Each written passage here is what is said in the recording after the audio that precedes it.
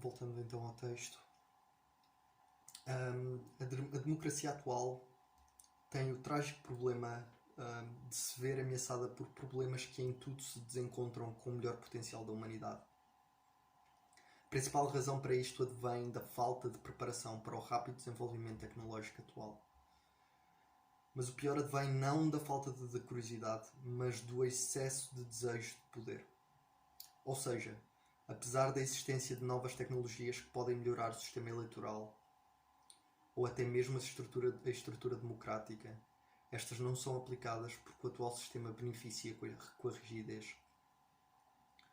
Contudo, tudo o que não é orgânico tende a ter falhas e por isso é propenso a quebrar.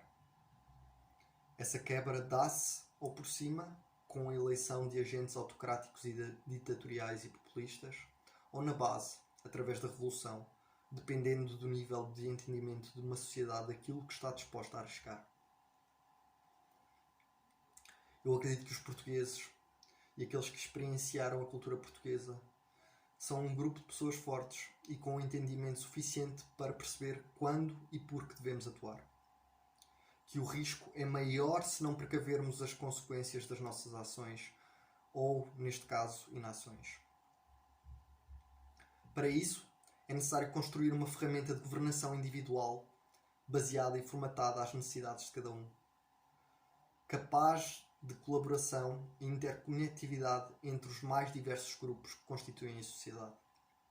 Uma espécie de ponte entre indivíduos, entre grupos e entre ambos, que facilite o envolvimento de cada um com o meio, os órgãos e as decisões pelas quais demonstrem maior interesse.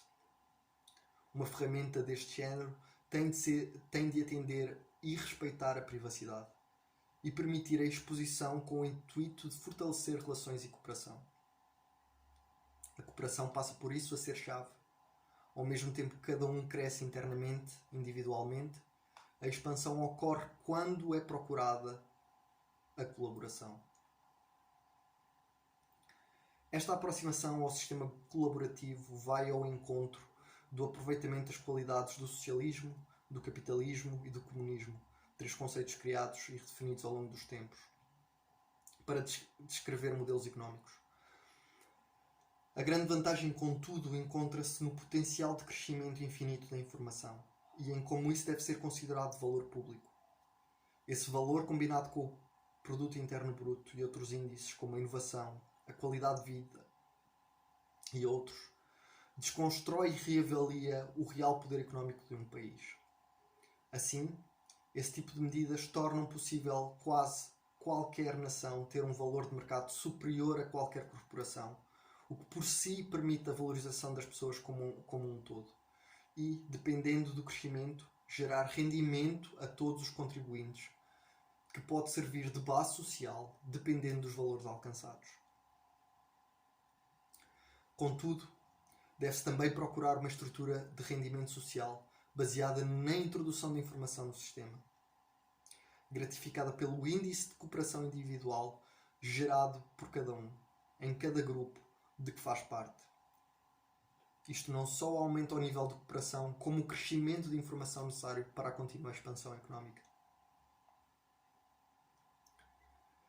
Apesar de não se perspectivar um sistema deste género em nenhum programa político, existe contudo a necessidade de uma estrutura de governação nova, surja primeiro pelo interesse dos cidadãos, para que não seja utilizada como bandeira partidária.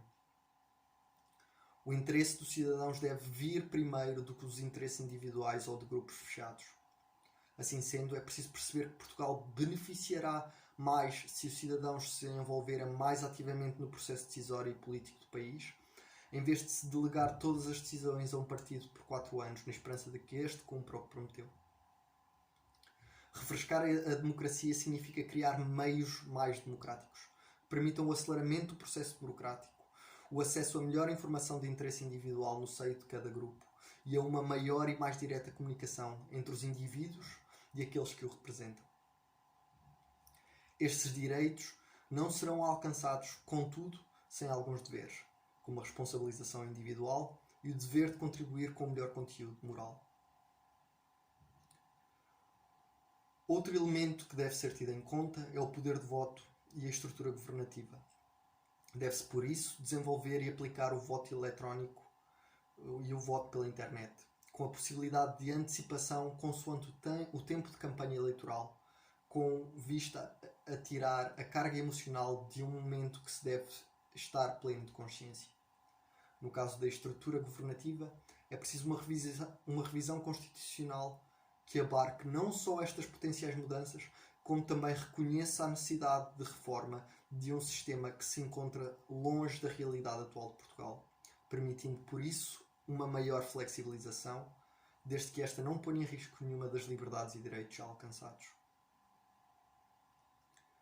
Por fim, deve-se permitir o acesso e discussão na Assembleia de forma construtiva e organizada, melhorar os sistemas de fact-checking, disponibilizar o acesso público às contas dos indivíduos a ocupar cargos de decisão, a permissão de votos parcelares ou de pontos de interesse dentro dos programas eleitorais de cada partido e a possibilidade do voto visível ao público.